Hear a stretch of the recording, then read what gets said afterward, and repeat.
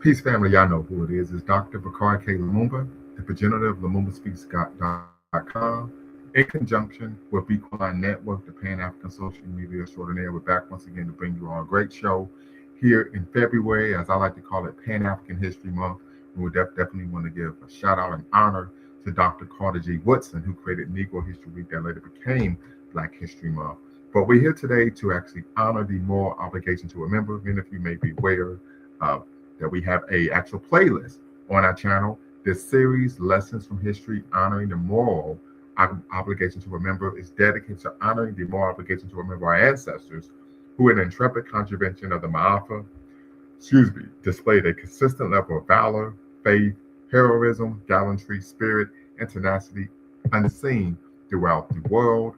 And we want to make sure that we're always giving honor to our ancestors that came before us. As we are aware that they never forget where we came from and always cherish the bridges that brought us over. And so we definitely want to, invoke the wisdom of our ancestors. And so we're doing that in part today by honoring a slave revolt that took place 23 February 1763 in Dutch Guyana, known as the Cuffy Rebellion. And so to discuss this rebellion, we're bringing in, of course, the man, the myth, the legend, your favorite historian's favorite historian. My favorite Pan African is my Pan African big brother, none other than brother Dr. Dwayne Omawale. How you doing this evening, brother? Doing well. Very good, very good, very good. So, family, if you're watching, we just want to make sure you hit the subscribe and like button. Thumbs up, thumbs up, thumbs up. Make sure you hit the subscribe button as well. Of course, as you know, you could comment, and of course, hit the Cash App, and of course, the Super Chat.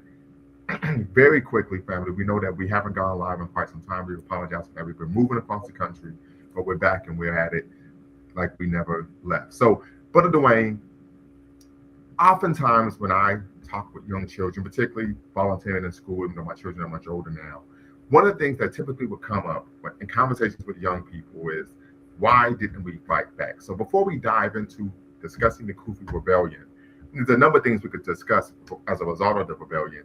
Why is it that many young people do not believe that we fought back?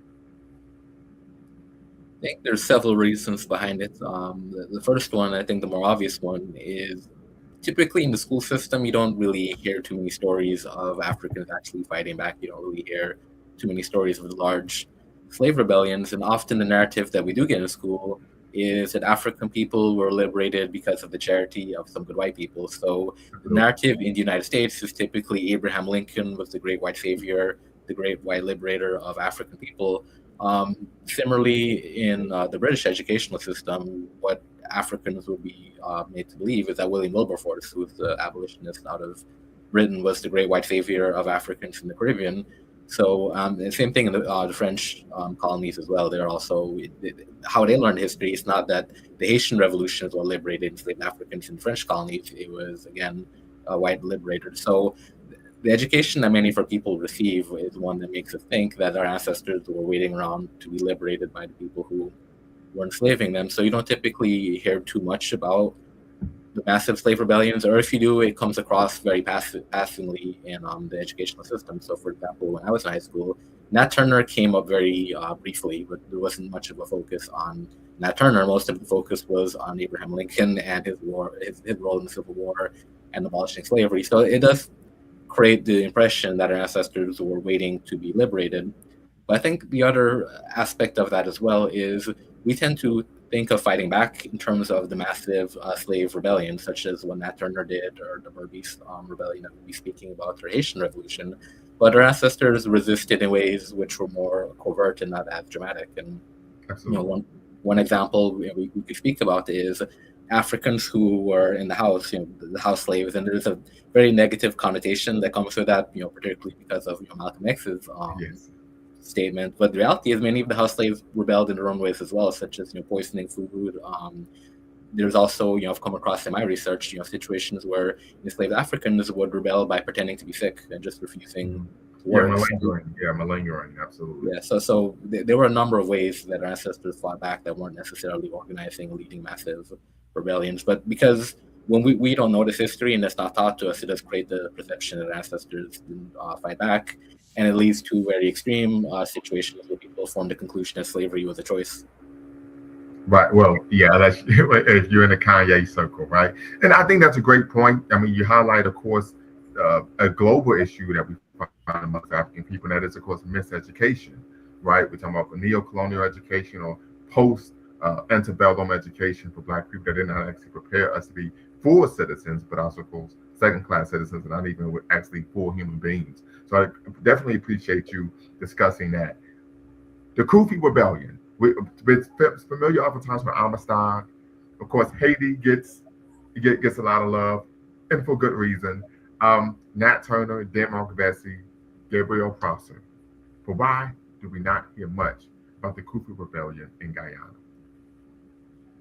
Well, I think part of the reason for that is in the United States, how often you hear about Caribbean history, to begin with. I think the Haitian Revolution, obviously, it's very well known because of the fact that it was successful and how influential it was. But outside of the Haitian Revolution, something that I've noticed is in the United States, particularly when it comes to African history, Pan-African history, the Caribbean, for the most part, gets left out. I think there's certain figures that do stand out. For example, Walter Rani, I think, is fairly well known in the United States as a Pan-Africanist for his book How Europe Underdeveloped Africa. But outside of Walter Rani, I don't really know how many people in the United States have exposure to the revolutionary history of Guyana. And I mean, it is a lengthy history. Obviously, we'll be discussing the Berbice slave uprising.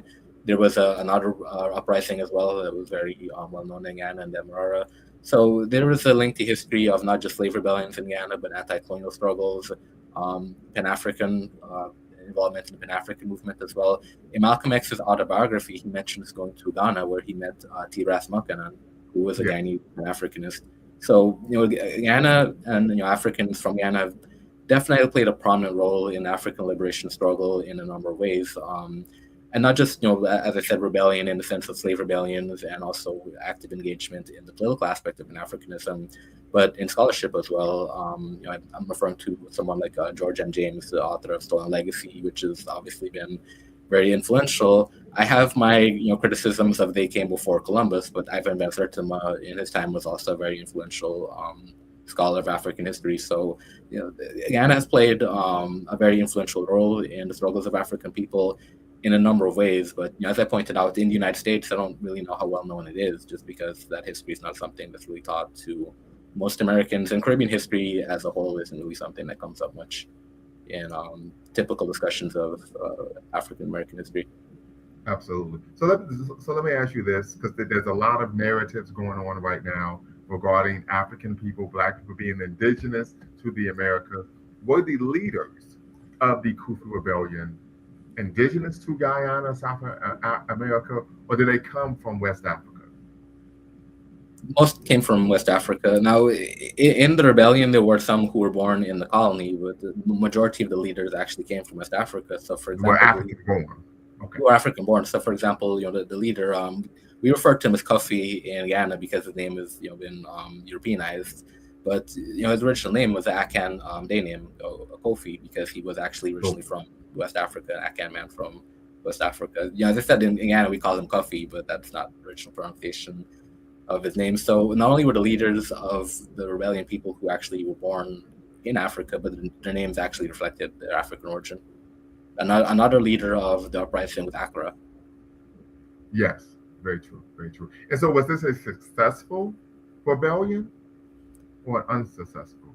So the interesting thing about that question is I think we have to it depends on how you're defining successful. So I'll say outright it wasn't successful in the sense that the uprising was crushed and it didn't lead to the independence that the rebels were fighting for. But why I frame my answer that way is because I think, particularly when we look at the history of slavery, it's not a situation where any one uprising or any one act of resistance was ever going to completely overturn the entire system of slavery to begin with. And even when we look at the Haitian Revolution was not the first act of resistance or rebellion in Haiti. There was a series of acts of rebellion leading up to that revolution. So for me, I would say it wasn't successful in terms of its immediate objectives, but it was successful in the sense that it did establish a tradition of resistance, particularly in the Caribbean. Ultimately, what led to the abolition of slavery in the Caribbean wasn't, as I said, it wasn't one act of rebellion, but it was just repeated acts of rebellion on the part of enslaved Africans that worried the British colonial empire enough that they realized that they had to abolish slavery sooner than they wanted, because what they wanted to avoid was a repeat of what happened in Haiti. So Correct. to me, it wasn't a success in terms of, as I said, immediate objectives, but it was a success in terms of the spirit of the revolution and what it indicated in terms of the possibilities of resistance on the part of African people, to the point where, to this day, Cuffy and that rebellion is something that's looked upon as a source of inspiration among Guyanese people. For example, in the United States, the way that some people look to an individual as Malcolm X as a source of inspiration, somebody that inspires our current initiatives and the work that we do, Cuffy is viewed in a similar way in Guyana, that a lot of Africans in Guyana often channel the spirit of Cuffy and channel that rebellion in the work that they're doing. So to me, I think that's a successful legacy, when you can leave behind a legacy that inspires other people to pick up that struggle and to continue that struggle. Very good. That was my next question. I actually was going to ask it, what was the legacy? And of course, you took the question out of my mouth. So, well, man, I could continue more on just discussing that legacy. And before yes. we got on the live, I was telling you about how in Guyana there's actually big monuments dedicated to that rebellion, and shows the likeness of Cuffy. And to show the importance of his legacy, that monument serves as a location for political rallies. It served as a location for mobilization. And as I said, it encapsulates the spirit of rebellion among Guyanese people, particularly African Guyanese people. So, in the history of Guyana, Cuffy is viewed as a national hero because of that uprising, and the fact that even though he wasn't immediately successful, just the fact that he dared to struggle for liberation, just the fact that he believed and envisioned that African people could be free, to me is enough to leave behind a legacy that other people can build from.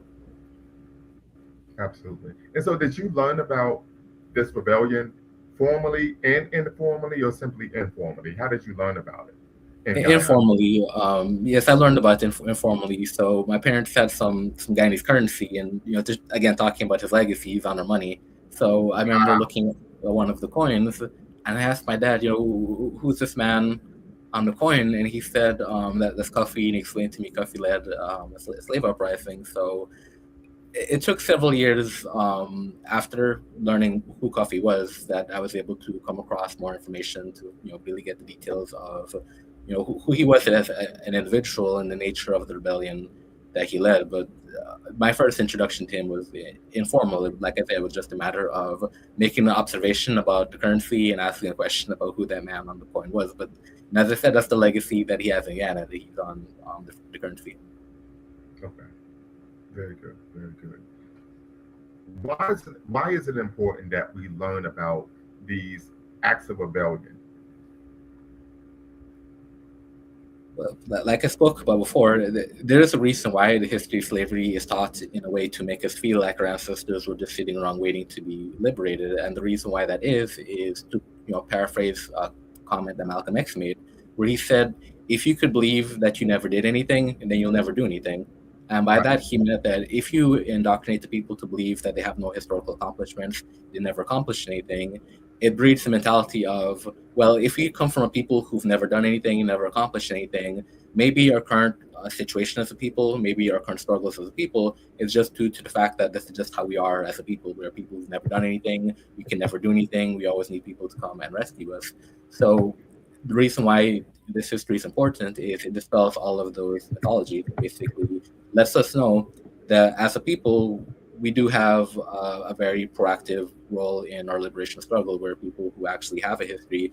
We're people who come from ancestors who didn't just sit around to wait to be liberated. We came from a people who actually fought and resisted and rebelled, and ultimately were able to liberate themselves, were able to emancipate themselves. And that's why I stress the fact that the abolition of slavery wasn't something that was just handed to ancestors. Their ancestors, whether they were in the United States, South America, or the Caribbean islands, waged a continuous struggle against slavery until it was abolished, until they put the slave masters in a situation where the alternative was to either free these people or to basically risk a repeat of what happened in Haiti when Africans were actually able to lead a successful revolution and completely overturn the plantation system. And in Ghana, that was actually the objective that Cuffy was going for when he led his rebellion. One of the interesting features about the Berbice rebellion was the fact that at the time that the revolution was taking place, Cuffy actually declared independence for I think we lost our host. Yeah, I'm back. Sorry Okay, you're about back. that. Yeah, some type of technical difficulties. Uh, Yeah. yeah. So what I was about to explain is, one of the interesting features about the Berbice rebellion is that Cuffy actually declared independence from the Dutch. That he, Wow. what the Haitian Revolution later did is what he was attempting to do by not only fighting to liberate his people from slavery, but fighting to create an actual independent Black society, an independent republic. And he was actually governor. He declared himself governor of the society that he established. So part of why this history is important is it shows that the vision for our ancestors wasn't merely just fighting to end slavery. The Right. vision for our ancestors was self-determination. Yeah. It was actually building independent societies that we control, that we govern. And as I pointed out, if we don't know this history, then it creates a situation where we think we come from a people who very passively accepted being a slave, the people who didn't have this grander vision for self-determination. But to me, I can speak, from my personal experience. It was very empowering learning about coffee. It was very empowering, learning that I came from a people who, and my father made this point very clear to me about coming from a people who had this rebellious spirit, coming from people who were able to endure the type of inhumane suffering that African people endured and rose above it. To me, it's very empowering. So for people who don't know this history, you're losing out on the ability to really connect with that ancestral spirit. You're losing out on the ability to connect with that spirit of rebellion, connect with the spirit of determination that allows us to rise above the obstacles that our ancestors have faced and allows us to have the courage and determination to rise above the obstacles that we face. Absolutely. And you mentioned, I'm sorry once again that technical difficulty. Watching, the link is in the description. The link is in the chat. You can tap in and be part of the conversation. I vividly recall you discussed Malcolm X. He talked about if you believe you come from a legacy of non-achievement, you're more than likely to be groomed psychologically that you can't achieve anything. This isn't just Malcolm X bloviating or grandstanding politically in terms of his activism.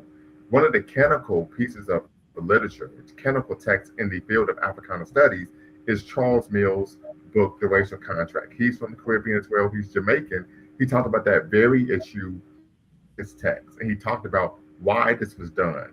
And the goal was to once again destroy. And matter of fact, if I can, I'm going to actually pull this up and read um, a snippet from, of course, his book. And as you know, this was part of really the foundation of my dissertation, right? From one doctor to another. I'm quite sure you can appreciate that. So let me see if I can pull this up very quickly. But he talks about that very issue, and really building on uh, some of the work and thoughts of course, Marcus Garvey as well. When Marcus Garvey talked about propaganda. So if I remember here, he talks about the effect of the culture bomb. And of course, he's citing the Kenyan, of course, activist, educator, and author, Ngugi wa Thiong'o, who we know transitioned last year in May to the realm of the ancestors. He actually was here in the States. He was in Georgia where he transitioned. They talk about the effects. He talks about the culture bomb of British imperialism. Of course, this is just colonial education, etc., miseducation, which prohibit them learning their oral tradition of Kikuyu. Because the effect of a cultural bomb is to annihilate a people's belief, in their names, in their language, in their environment, in their heritage of struggle, in their unity, in their capacities, and ultimately in themselves. It makes them see their past as one wasteland of non-achievement. It makes them want to distance themselves from that wasteland. So we're talking about self-abnegation here. Racism as an ideology needs to be understood as aiming at the minds of non-whites as well as whites, inculcating subjugation. If the social contract requires that all citizens, persons learn to respect themselves and each other, the racial contract prescribes non-white self-loathing and racial deference to whites. White citizens, the ultimate triumph of this education is that it eventually becomes possible to characterize the racial contract as consensual and voluntaristic, even for non-whites. So we see this self-perpetuating type of behavior that is, of course, learned from generation to generation. as a result of course, being miseducated. So once again, families, we know this is the Pan African platform. We understand that the issues that we face here in the good old U.S. of A., right, and I say that with tongue in cheek, right, are analogous to the issues that our brothers and sisters experience in the Caribbean, South America, Africa, then of course in throughout even Europe and Asia as well. These are issues that we're facing globally. And I think it's important as a Pan African, so we always let people know that these are issues that are connected by a global form of anti-black racism. And that's actually I'm glad you made that point, because part of what shaped my own development as a Pan-Africanist was actually learning about the history of Cuffy, learning about the history of that rebellion, and then eventually learning that African Americans here waged a similar struggle against slavery. So the first time I ever heard about Nat Turner, my mind immediately went to Cuffy, and I started putting together the fact that African people here in the States were fighting against slavery at the same time that African people in the Caribbean were waging a struggle against slavery. So that rebellion in Berbice, definitely was something that helped to shape my understanding of Pan Africanism and shape my understanding of the fact that all these struggles are interconnected. Absolutely. Absolutely. So, family, so tap in, be part of the conversation. We're back with our mini series, Lessons from History, honoring the moral obligation to remember. And of course, we're honoring the Cuffy Rebellion that took place in Dutch Guyana, 23 February 1763, right? So we're pushing back against the barricading narrative that we passively accepted slavery, that this was actually a civilizing mission that was to benefit us. We know that, of course, is completely false. And so we want you to tap in, be part of the convo, share with us what you've learned. Put a one in the chat if you are familiar with the Kufi Rebellion.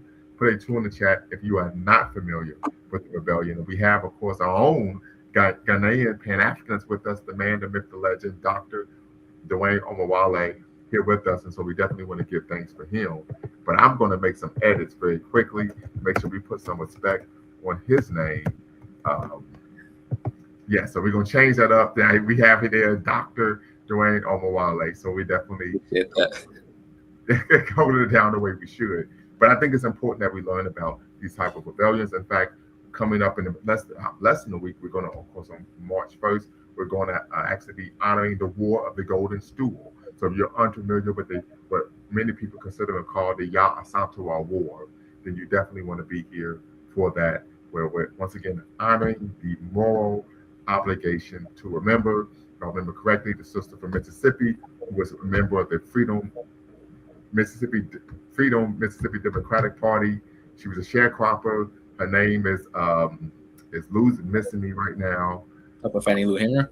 Fannie Lou Hamer. She's the one who taught us, never forget where you come from, and always praise the bridges that carry you over. So we definitely want to praise the bridge of our ancestors' agency. And as you said, it inspired you. You feel that spirit is part of who you are and allows you to move forward as well. And I always make sure that I honor my ancestors and actually oftentimes ask them for their strength, for their valor, for their agency, for their stubborn, dogged determination when I'm facing, of course, challenges myself. So extremely important for me to be African centered. Most people who know me know I've been this way since I was a mere tyke, right?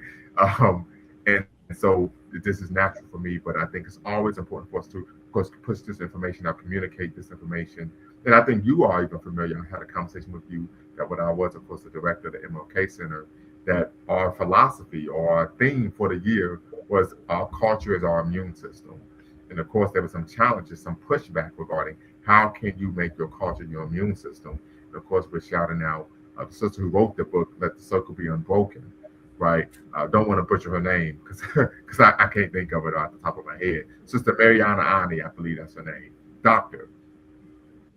But one of the things she talks about, one of the things we know is that it's very simple if you have a working knowledge of African diaspora history and culture. So this is a way for us to, of course, provide that. And just, a little cheat code. Of course, I am connected, linked to the Omawale online library, the Omawale Pan-African Digital Library. So I'm actually going to pull this up very quickly, family, so that you all can see this, because I think it's important that we give people the opportunity to know that this information is out there. So you may not be in a position to purchase literature, family, but as you can see here, we have the Omawale Digital Library. So if you are interested in of course, researching, learning more about African diaspora history, that you can see the movement for restoring the African mind. This is the place to be, right? And we have archives going all the way back to October of 2019. So our brother, Dr. Dwayne Omawale, he does his due diligence. And there's a litany of literature on the subject matter. I would argue almost anything you could think of. You could type it in, and of course, it will come up. So we want to make sure that we're doing our due diligence. Do you mind if I put this information in the chat, Brother Dwayne? Not all. I didn't realize you were using my library like that. Oh, come on now. Come on now. I mean, if you're Jordan, I'm Kobe. I'm going to steal your moves. You know what I'm saying? Absolutely. So we're going to put the link in the chat, family. Appreciate Also, it. we'll post that on my page as well. What do you say? I appreciate it. And actually, in that library, there's a good documentaries broken up into 3 parts. That's on the Berbice uprising. Wonderful, wonderful. So there you go, family. Once again, put a 1 in the chat if you are familiar with the Berbice Rebellion, the Cuffy Rebellion in Dutch Guyana. Put a 2 in the chat if you are unfamiliar. Once again, you're watching LumumbaSpeaks.com, Black Empowerment Initiative, where we believe we could gain a competitive advantage by always betting on Black. We're back once again with another live from our series honoring the moral obligation to remember lessons from history, and we're honoring the Cuffy Rebellion that took place 23 February 1763.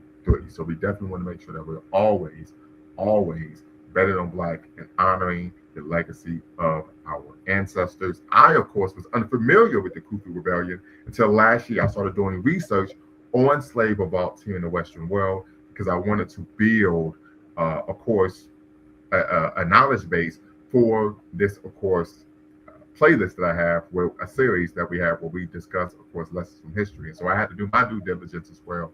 And of course, that is, of course, is a result of the miseducation machine. Even if you have a PhD like such as myself, and you get degrees in African studies, but you don't go in depth, right, in terms of all the resistance and how consistent it particularly was here in the Western world, but even, of course, in the Middle Passage, even on the continent. So it's something that I think we need to be aware of. And as you all know, now I will share with this with you all later, but I'm working on a book, right? And so when that drops, you all will be the first to know. But definitely giving thanks for that. I think my screen is frozen up.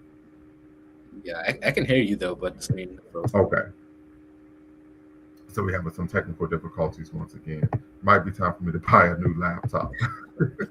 that may be the issue. But final thoughts, brother, regarding what we should take from the Cuffy Rebellion. So let me ask you this question: what type of military strategies did they use during the rebellion and revolt? Great question, actually, because that's what I was going to get into. That one of the reasons why the revolt wasn't successful is the limitation that they ran into was the fact that, as I pointed out, the objective was to declare independence and to create an independent state.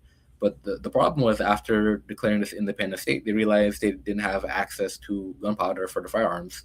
So they were able to, take the firearms, take the weapons from the slave masters, and in some situations, Cuffy actually set up workstations to repair and to produce firearms. But the problem was that he didn't have gunpowder, so it put him in a situation where he couldn't continuously wage a military struggle against the Dutch. So it forced him into a position where he had to engage in negotiations with the Dutch, and that put him in a very difficult situation because, as I pointed out, not only was he in a circumstance where he couldn't wage a continuous struggle because of the fact that he didn't have gunpowder, but it also put him in a situation where the generals who were under his leadership began to question his leadership because they didn't trust the Europeans that he was engaging in negotiations with.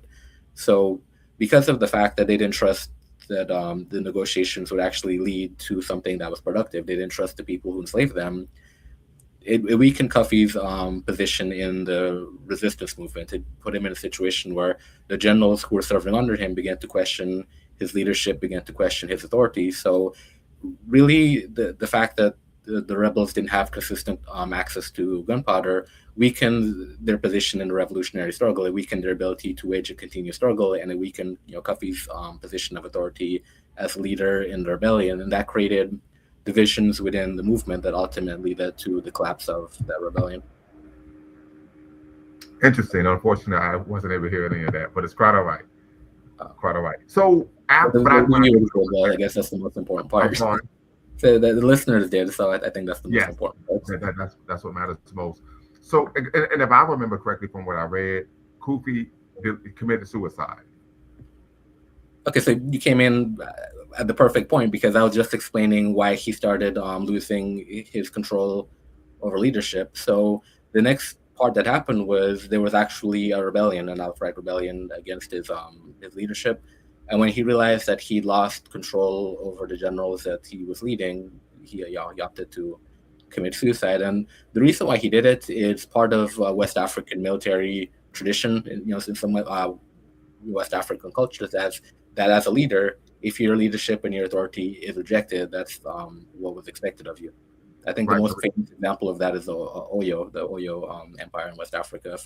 If the ruling king was rejected, then the alternative democratic leadership. Yeah. you have to commit suicide. Interesting. Interesting. So that So that would be another example of course, the African cultural remnant here in the New World when people make this claim that no, we were indigenous, we're the Indians, and so on and so forth. That would be an argument that one could make that highlights that that is not the case. you know the interesting thing about that pertaining to this history, the other part of why the rebellion failed, in addition to the internal struggles and the divisions that emerged among the rebels, was the fact that the indigenous population, or what we call in Ghana Amerindians, American Indians, the Amerindians actually sided with the Dutch in terms of helping them put down the rebellion. And then when the rebellion was Wow. crushed, the enslaved Africans who decided to escape and fled and were hiding, the Amerindians were actually used to track them down and to bring them into the opposition of the Dutch. So in addition to fighting against the Europeans, the African rebels in the Berbice uprising also had to fight against the Amerindians.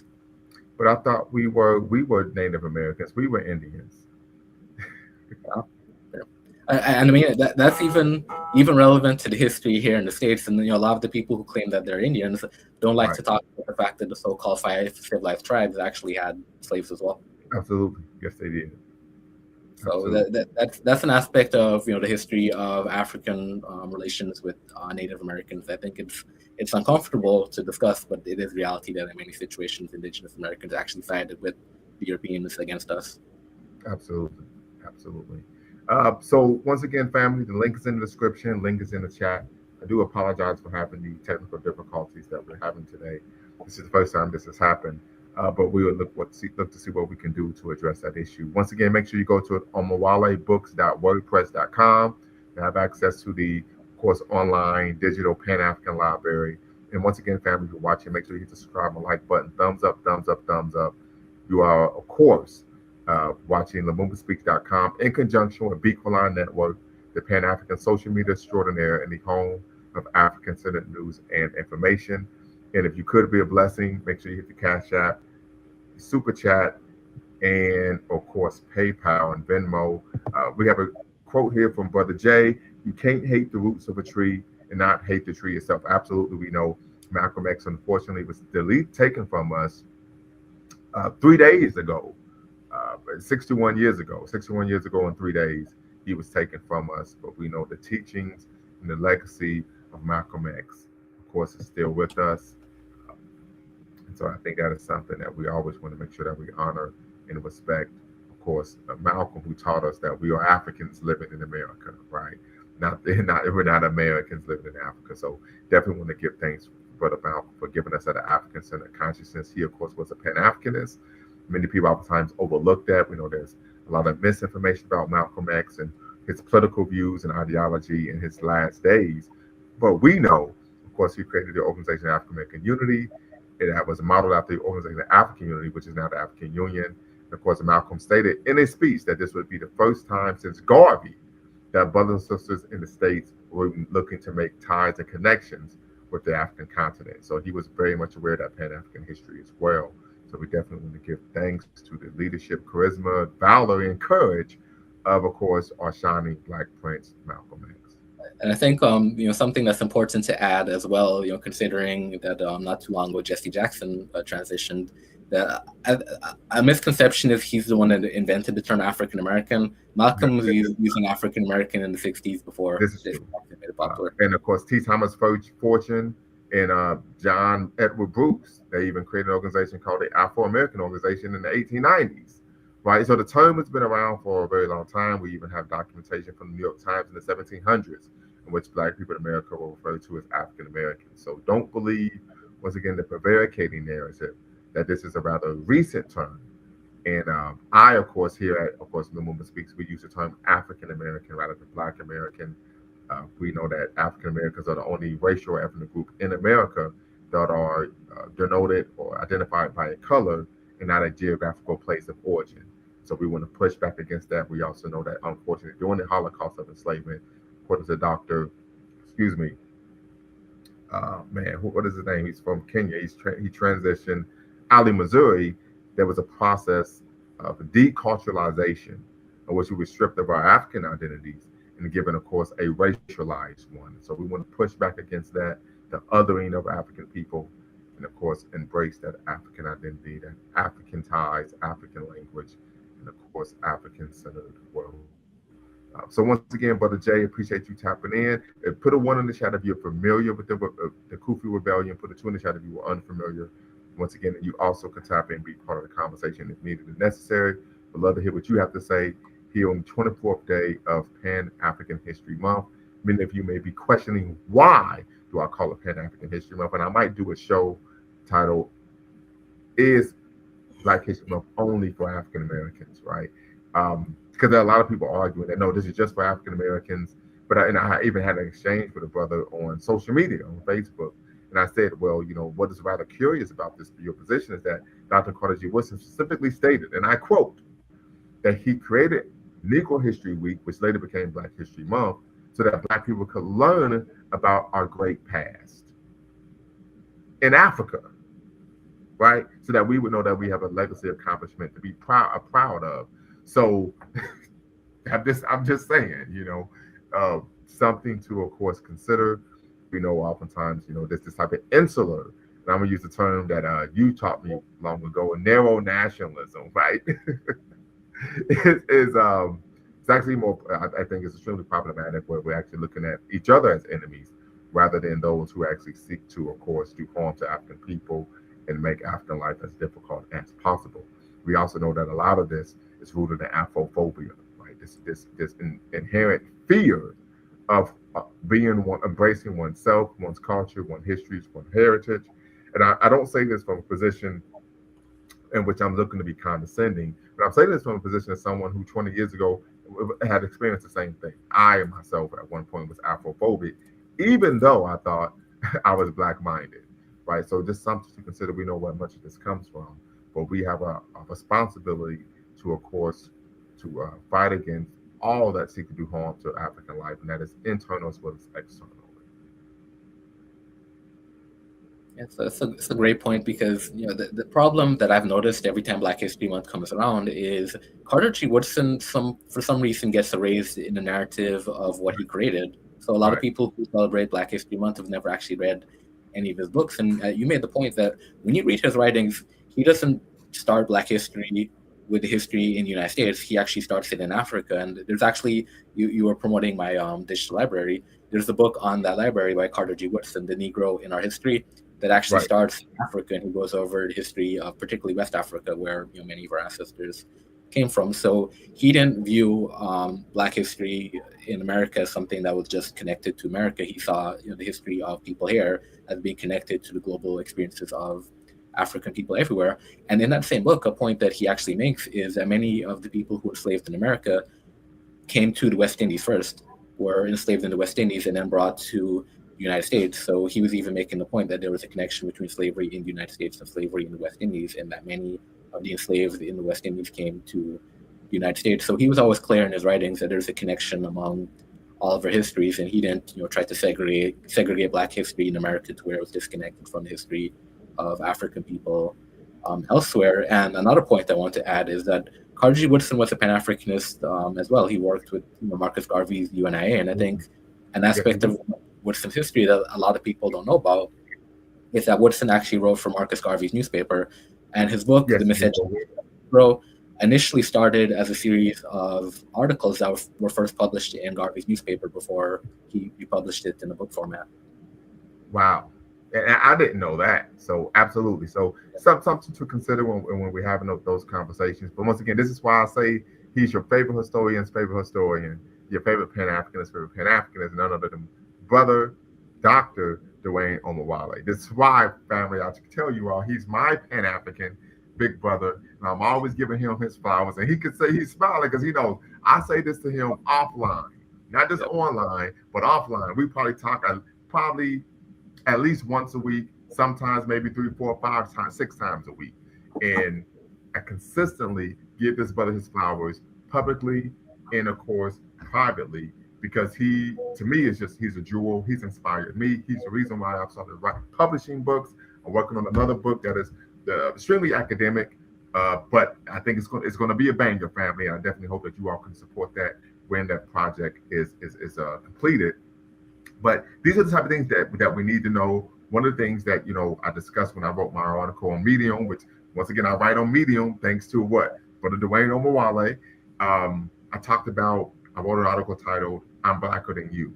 And I talked about this. A lot of this FBA, ADOS, these diaspora wars are all rooted in really the same issue that got our ass over here in the first place: divide and conquer. Right? I can recall there was a brother from I think. Uh, Guinea-Bissau. And this is the same thing that happened 100 years ago. We haven't learned our lesson yet, right? So we know that there are brothers and sisters on the continent, the Caribbean, and even here in the States who are aware of how problematic these ideologies, these groups are. And we want to push back against that and advocate unity and helping each other develop and really having a really being able to positively materially improve our conditions in life in any way that we can. Legally, not illegally, because got some people out there that be trapping, but we don't advocate that. But definitely want to make sure that information is out there. So once again, family, if you're watching, once again, tap in. The link is in the description. The link is in the chat. Come be part of the conversation. Once again, if you are familiar with the Cuffy Rebellion, put a 1 in the chat. If you're not familiar, you can put a 2 in the chat. And of course, on March 1st, we're going to have, of course, our next video, our next live in our Lessons in History series, where we're going to be, of course, teaching and discussing the Ya Asantewaa War, also known as the War of the Golden Stool. So definitely want you all to just tap in for that. But that when you ask that question, was it a success? It depends, right? Was, of course, the Asante Kingdom colonized? Yes. Did the British successfully obtain the Golden Stool? No. So there's a number of conversations that can be had about what success looked like. But what we also know is that irrespective of where African people are, we've always resisted, right? And I think that's what is most important. We've never, acquiesced. We've never capitulated. We never laid down and said, listen, you have dominated us and we're going to accept that willingly. So just want to make sure, family, that you all are aware of this.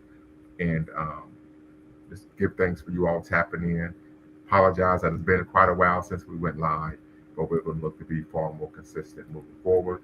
Till next time, family, y'all know what to do. Well, before we end, Brother Dwayne, I want to give you a chance for last words. I think just want to go back to what I was saying before, and I think you might have cut out when I was explaining the details, but to go back to the point that you were discussing about the problem of division. As I explained, that's part of the reason why the Berbice uprising failed, was the divisions that began to emerge among the rebel leaders of that uprising.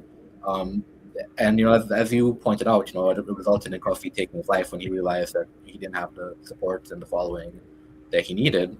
But subsequently, what happened after Cuffy was taken out is that the leaders that were left didn't really have his leadership quality. They didn't have his organizing ability. So basically, due to the internal divisions, they took out the person who was the most capable of really leading that rebellion and ensuring the success of that rebellion. So just reinforces the fact that division is something that continues to hinder our progress as people, something that continues to hinder our ability to resist. And it's something we see all throughout our history. As we pointed out, it's the reason why we even got over here in the first place. If the Europeans came into Africa and confronted a united front in Africa, we wouldn't be having this conversation. So throughout our history, there's always been a problem of our enemies being able to exploit the divisions among us as a people and those divisions weakening our ability to resist and to rebel. But as I made the point before, when we're engaged in the process of the work that we're doing now, we are continuing the legacy of the ancestors who did rebel. We're continuing the legacy of the ancestors who did engage in acts of resistance. So that's why understanding this history is important. And the other point, which I didn't mention before, about why understanding and teaching this history is important, is we owe it to our ancestors. Our ancestors waged these struggles so that we could be able to be in the spaces that we're in now, to have the freedoms that we have now, to have these conversations. And I think I was having a conversation with a brother recently about how oftentimes we take these freedoms for granted. We take for granted the ability that we could, just jump on a platform like YouTube and have these discussions publicly, and not be concerned that the Klan is going to show up at our front door tomorrow because we were engaged in these type of discussions. With a period of time in this country where African people having these type of discussions in a public forum, that was going to be the response. The Klan was going to show up, and we talked about Malcolm. That's exactly what happened to Malcolm's father. The Klan didn't the activities that he was engaged in. So I think just out of respect for our ancestors and their struggles, and the fact that their struggles gave us some freedoms. And I make that point because it's very difficult to appreciate the freedoms that we have, considering that African people globally still face a multitude of problems that we're struggling through. So I don't want the struggles that we're facing now to cause us to lose sight of the fact that we've made tremendous progress in a number of ways. So I think we owe it to our ancestors to continue to speak about their struggles, to continue to honor them, and continue to let people know that the reason why we exist as we do, and the reason why we're in the position that we are as a people in terms of what we've been able to overcome and the advancements that we've been able to make, is due to the sacrifices of our ancestors. Absolutely. Appreciate you, brother. Until next time, family, y'all know what to do. Always bet on Black. Peace.